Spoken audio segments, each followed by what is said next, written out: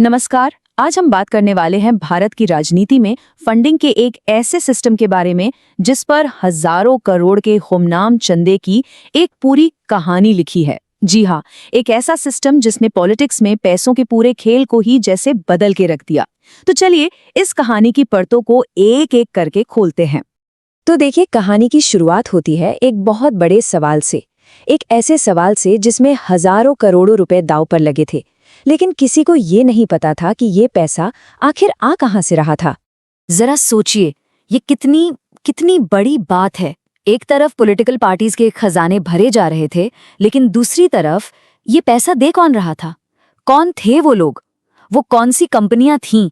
ये सारी जानकारी आम जनता की नजरों से पूरी तरह से दूर रखी गई थी। और इस पूरी गुमनामी के पीछे एक ही नाम था, इलेक्टोरल बॉन्ड्स। एक ऐसा शब्द जो कुछ साल पहले तक शायद ही किसी ने सुना हो, लेकिन आज भारतीय राजनीति में बहस का सबसे बड़ा मुद्दा बन चुका है। तो अब सवाल ये उठता है कि आखिर ये सिस्टम था क्या, इसे लाया क्यों गया, और सबसे जरूरी, ये काम कैसे करता था। आइए अब जरा इसे बारीकी से समझते हैं।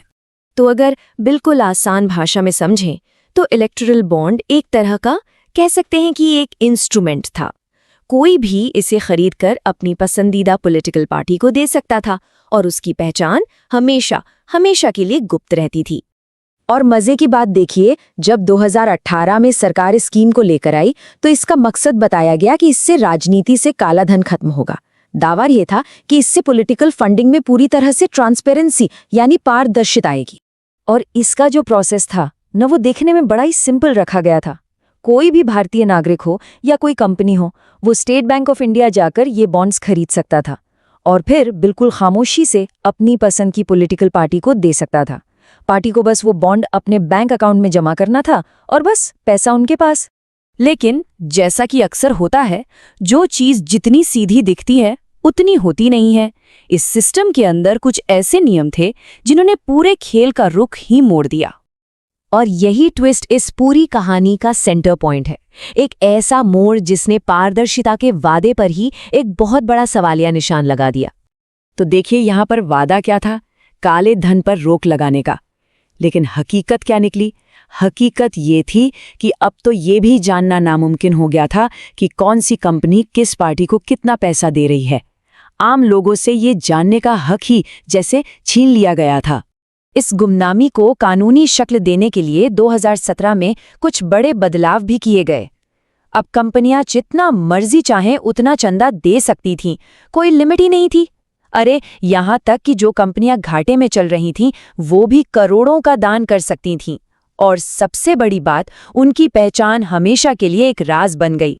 सालों तक ये सिस्टम ऐसे ही चलता रहा, लेकिन फिर भारत की सबसे बड़ी अदालत यानी सुप्रीम कोर्ट ने इस मामले में दखल दिया और इसके बाद जो हुआ वो एक ऐतिहासिक फैसला था। तो देखिए, 2018 में ये स्कीम शुरू हुई और लगभग 6 साल चली। लेकिन फिर आया साल 2024, जब सुप्रीम कोर्ट ने इस पर अपना आखिरी फैसला सुनाया।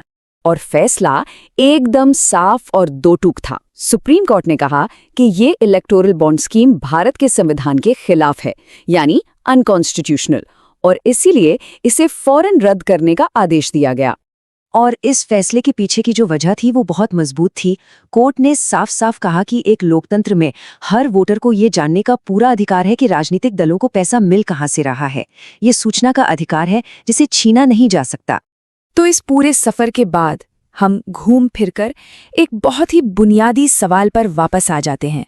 एक ऐसा सवाल जो हमारे लोकतंत्र की जड़ से जुड़ा है। तो आखिर में सवाल यही बचता है, जिस सिस्टम को पारदर्शिता का एक बड़ा जरिया बताकर लाया गया था, क्या उसने वाकई कोई रोशनी दिखाई, या फिर उसने बस अंधेरे को एक नया कानूनी नकाब पहना दिया? ये एक ऐसा सवाल है जिसका जवाब शायद आने वाला वक्त ही बेहतर तरीके से दे पाएगा।